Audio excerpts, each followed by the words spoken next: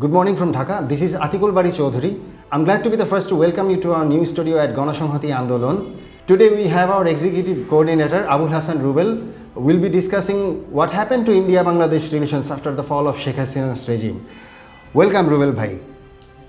India-Bangladesh relations don't seem to be friendly now. What happens to be the cause? First, thank you for having me here. Yeah, this is not seems to be friendly now. And a large part of that is down to the fall of Sheikh Hasina, because India did not have a relation with Bangladesh and its people. They have tried to control or subservient Bangladesh through the ages by maintaining relation with Sheikh Hasina and her loyal parties. So when she is gone, India don't have any alternatives, or it seems like that. And I think this is kind of the bankruptcy of Indian foreign policy, that they did not force any relation to people or state to state, and rather dependent on some quarter of the ruling class. And this is what happening now. India is trying to make trouble for Bangladesh. In post-August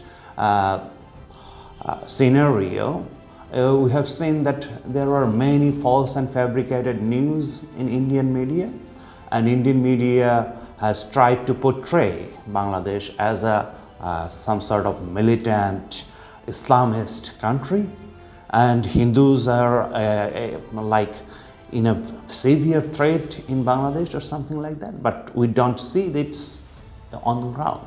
We are not saying that we are perfect or we have solved everything, but we have problems and we are trying to solve those things. And in those cases, we have already made some progress.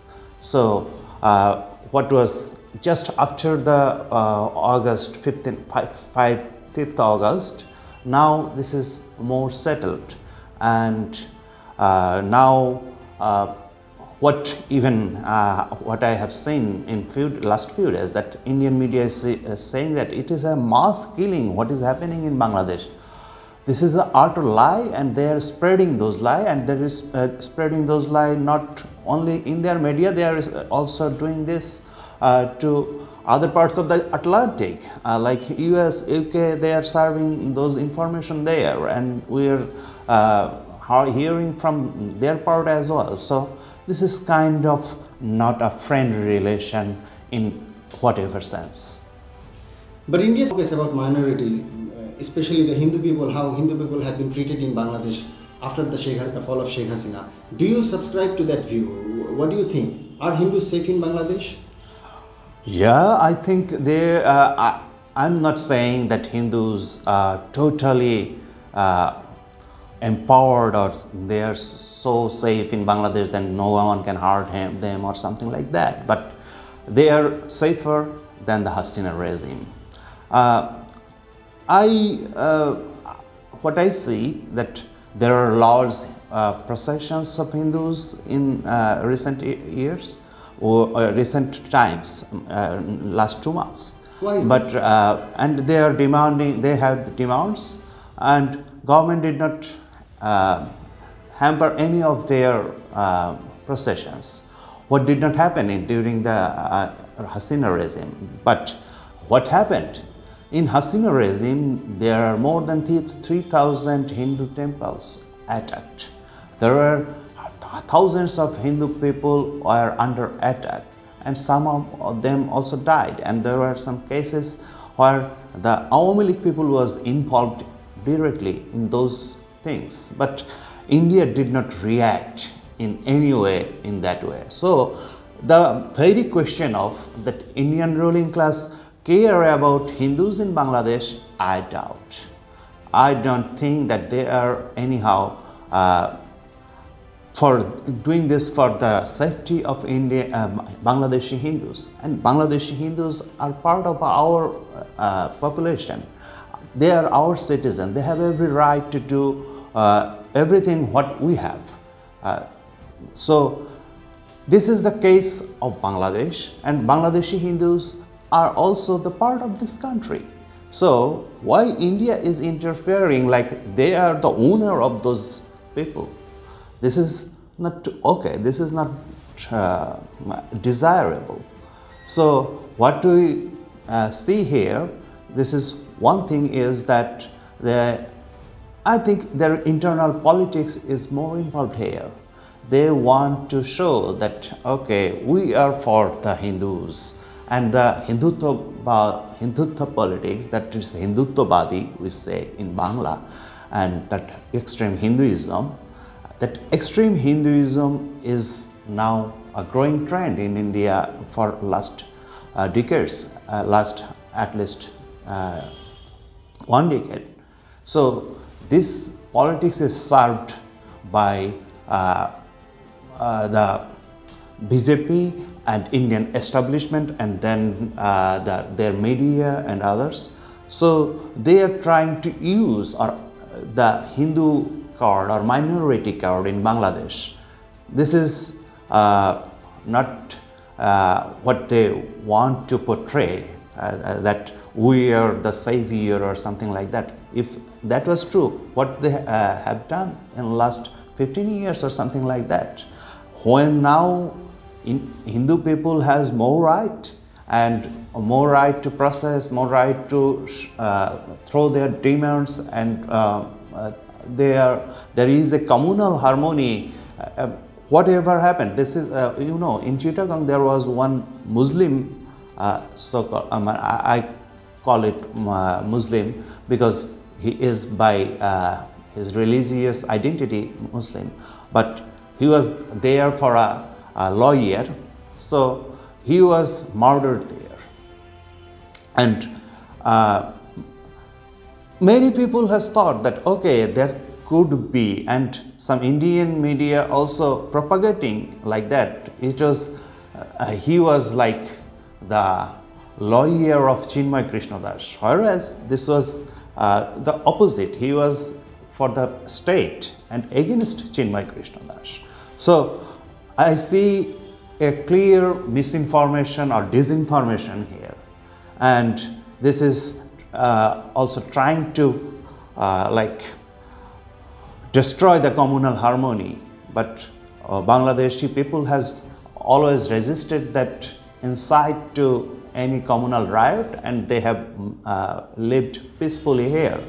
There are small cases, there are cases where there are some Hindu people attacked or something like that, but most of them are for their political identity, not for their religious identity. We have heard about the Indian soft power and how is it hailed by many. What's your take, especially how they are handling Bangladesh issues now? I think this is a kind of myth nowadays. Indian soft power is diminishing. I can see, I can give you some examples, like when there was some day before election of Bangladesh, the Pinak Ranjan, career diplomat, he said that okay, Peter has fled from Bangladesh because of Indian pressure, and India is so strong that they can diminish all the pressure from US. And like some Indian minister, they are arguing with German minister in a way that kind of very close to bullying. Mr. Joy Shankar himself, the Indian foreign minister, is talking to other in different sectors, like he is so strong or something like that. These things are all, circulated in Indian media like Facebook Reels, social media like WhatsApp, and this is kind of thing they are portraying. We are strong, we are so strong that we can do anything or something like that. But this is not a soft power, this is a hard power. And soft power is what soft power is, you attract people through your culture, through your knowledge, through your other means of like convincing people, and by being tolerant, by being attractive or something like that. And you see that there is a increasingly diminishing number of tourists in India, not only from Bangladesh but many parts of the world. And India is also losing its relation is degrading in, like, not only with Bangladesh but with Nepal, Maldives, Sri Lanka, Canada, and their all-time adversary Pakistan as well. So this is not only a question of Bangladesh. This is kind of, India is not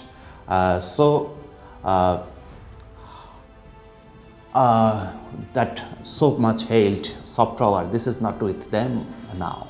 And why this is not happening, I have some reasoning in that analysis. You can say that the Indian soft power mostly depends on two things, like the Indians who are in abroad, not Indians, in fact they are Indian, like their ancestors are Indians or something like that. They left the country maybe 100 years ago or something like that.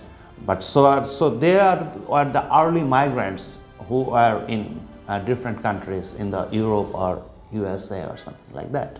So they have been educated there, they have been learned their language and other things, and they have some sort of influence in those sectors. But these people, they are not Indians. They are generally they have Indian, and they are Indian ancestors or something like that. But now what is happening in India? India is exporting its raw labor to different countries. If you remember, few days ago, or maybe between the war of Gaza and Israel, there were thousands of people who are going in Israel because there will be some construction work or something like that. This is the new India, new kind of India, and they are also trying to export that raw labor to everywhere. So now the image India has and what they previously had is a different thing. And like India was regarded as a tolerant, as a multicultural, multifaceted country. Now this is kind of Hindutva is the motto, and other minorities, they are subservient or they are persecuted or something like that. This is the new India, and they want to portray as we are strong, we are so strong that we can do anything. This is the way. And another source of Indian so-called soft power is like, this is a relative this is kind of a relative advantage, in the sort of that there is a China here, and China's growing influence and their relation, their rivalry with West made India important. And these are not earned by them. This is kind of unearned advantages. And these things, what is happening in India, how India is like changing its face, is also related to the Hindutva politics. So this is also very dangerous for India itself. And within India there is a kind of fear about the disintegration of Indian parts of this. And if India tries to go in that way, this is also bad for Indian state as well, in my view. This is, and no soft power is working now. They are doing it in a hard way or something like that. But what can be done about this? Since we cannot change our neighbors, something has to change to get things better. Yeah, definitely. We need to change something. Like, first, we should try to make dialogue with India about their foreign policy, about rethinking their foreign policy and other things. There are many people in India who are not, who does not buy the Modi doctrine or something like that. So we can make relation with them, and we have friends in India who are not satisfied in the way that India is going, and they also the same fear of about their country and their relation, how they are becoming isolated in that region and in other ways. So we should make a people-to-people relation, and we can initiate that. We don't need to India to do that. We from ourselves we can do that, and we need to strengthen the regional cooperation like SAARC, ASEAN, or some other regional cooperation. So in that way we can deal it better, I think. And this is the way out for us for now, as unless India rethink their foreign policy. We don't have other ways, and we cannot be subservient like Hasina did previously.